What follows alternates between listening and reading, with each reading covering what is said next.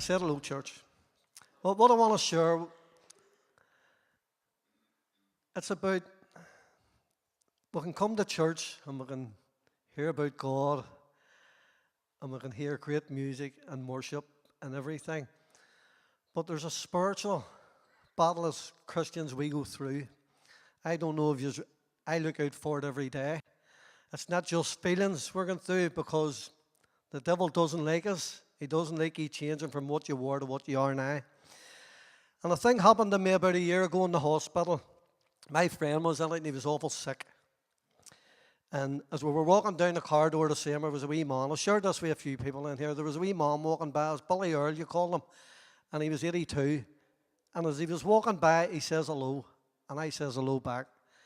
And I says, lovely wee man that. So my wee mate Lofty says, wee man's down with cancer, no hope. He's they're waiting on a bed in the hospice for him. And I says, dear, hear me, see, before I leave this hospital, I'm going to pray with that wee man. So we went in anyway.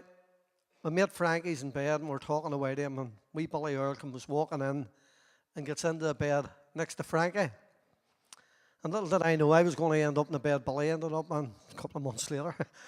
But so to cut a long story short, the way God uses you and puts you in situations. And I know not everybody has the boldness to go and pray for people. But see if you even send somebody a wee text if it's on your mind. Send them a wee text or a wee word of encouragement.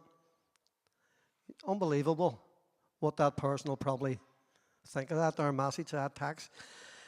So Frankie, everybody knowing Frankie. Frankie was a bit loud, but he was seriously ill. And the whole way through the visit, I was praying to God. I said, Lord, I want to pray with Frankie, but I'm scared of him shouting at me because he'd probably get, don't be praying for me, don't be doing this. But he was talking to Lofty and he's talking to me, and I was away with it. I was too busy praying to God, give us an opportunity, give us an opportunity. So all of a sudden, Frankie says to me, Boneyard. I says, what? He says, would you pray for my wife? And I says, I will, but I'll pray for you now. I'll pray for the two of you. So I prayed with him, and after I prayed with him, I felt great. I could hear me never shouted at me. I hear me, this is brilliant. At least I prayed. I can go home and say, at least I prayed with him. So as I was walking out, I forgot about the wee man. But the wee man never forgot about me. As I was walking away, I just heard somebody calling, yo.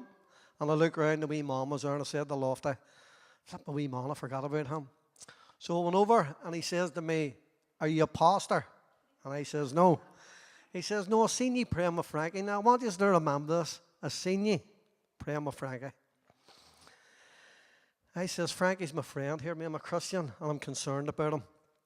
And I was just praying for him. He asked me. He says, you know, I'm 82. And he says, I'm down with cancer. They've given me no hope. And they're just waiting on a bed. And I says, Billy, well, I'm here to give you hope. And his name's Jesus.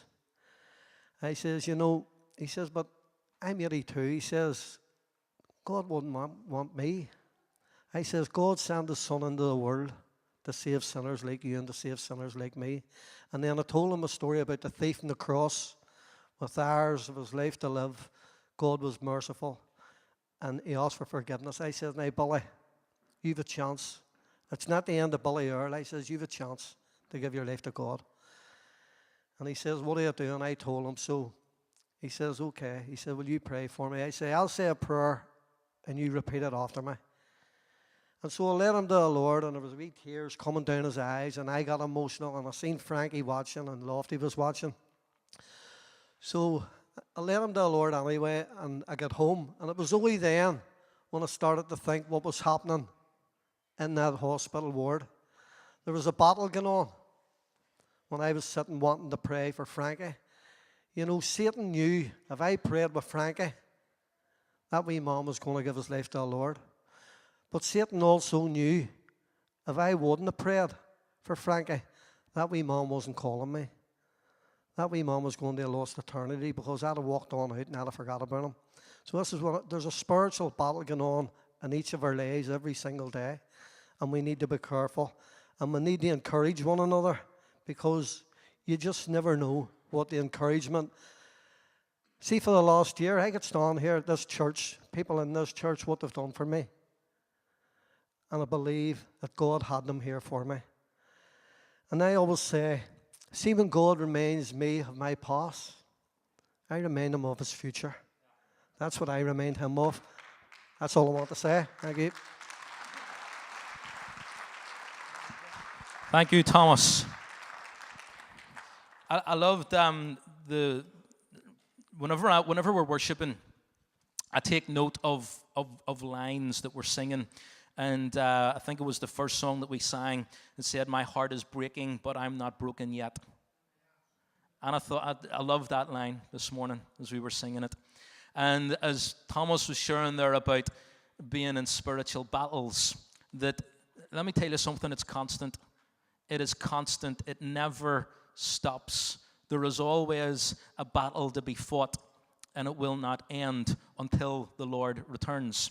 So we have our individual battles to fight, and those battles will break us.